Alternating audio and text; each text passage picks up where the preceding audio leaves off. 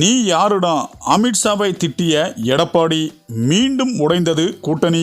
அதாவது அடுத்த ஆண்டு தமிழக சட்டமன்ற தேர்தல் நடைபெற உள்ள நிலையில் பாஜக தன் கவனத்தை தமிழகத்தில் பக்கம் திருப்பியுள்ளது.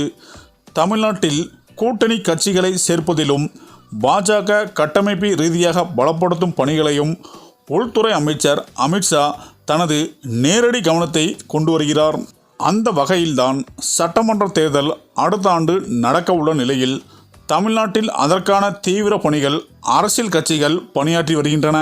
மேலும் ஆளுங்கட்சி என்ற அந்தஸ்தும் வலுவான கூட்டணியும் மீண்டும் ஆட்சி கட்டில் அமர்ந்து துடிக்கும் திமுகவை வீழ்த்தி ஆட்சியை கைப்பற்ற அதிமுக வீகம் வகுத்து வருகிறது. மேலும் அதிமுக கூட்டணியில் பாஜக பாமக இடம் பிடித்துள்ள நிலையில் கூட்டணிக்குள் பாஜக வந்தது முதலே வெற்றி பெற்றால் தனித்து ஆட்சியா கூட்டணி ஆட்சியா என்ற கேள்வியும் அதிமுகவை சுழன்றை அடித்து வருகிறது.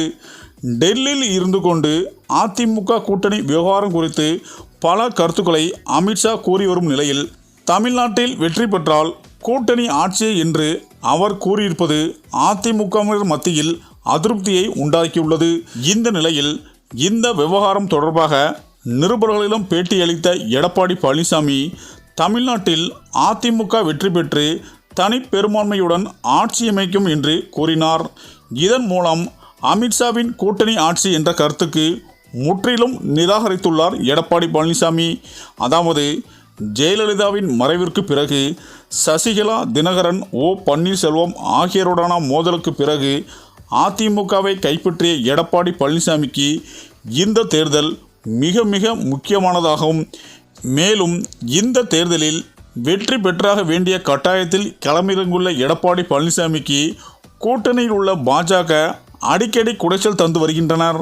அதாவது பாஜகவுடன் கூட்டணி வைத்தது அதிமுகவின் முக்கிய தலைவர்கள், நிர்வாகிகள், தொண்டர்கள் என பலருக்கும் பிடிக்காத நிலையில் தொடர்ந்து பாஜக சர்ச்சைக்குரிய கருத்துக்களை தெரிவித்து வருகிறது.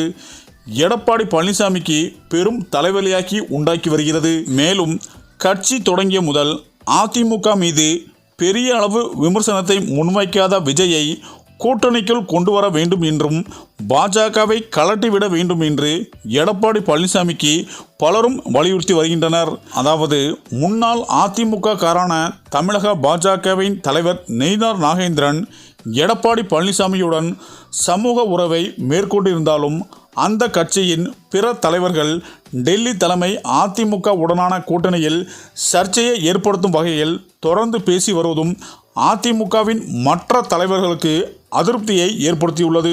இந்த சூழ்நிலையில்தான் தமிழ்நாட்டில் திராவிட கட்சிகள் ஒருபோதும் தாங்கள் ஆட்சி கட்டிலில் அமர்ந்த போதும் கூட்டணி கட்சிகளுடன் ஆட்சியை பங்கு போட்டதே இல்லை. வட இந்திய பாணியை அதிமுக கூட்டணியால் அமல்படுத்த துடிக்கும் அமித்ஷாவிற்கும் எடப்பாடி பழனிசாமி தனது பேட்டியால் பதிலடி அளித்துள்ளார். இதனால் கூட்டணிக்குள் புகைச்சல் உண்டாகுமா அல்லது சமாதானம் ஆகுமா என்பதை பொறுத்திருந்து பார்க்கலாம் என அரசியல் வட்டாரத்தில் பரவலாக பேசி வருகின்றனர். சரி, இந்த வீடியோ பற்றிய உங்கள் கருத்துக்களை கமெண்ட்ல சொல்லுங்க. மேலும் வீடியோ பிடித்திருந்தால் லைக் பண்ணுங்க, ஷேர் பண்ணுங்க, மறக்காம நம்ம சேனலை சப்ஸ்கிரைப் பண்ணிக்கோங்க. நன்றி.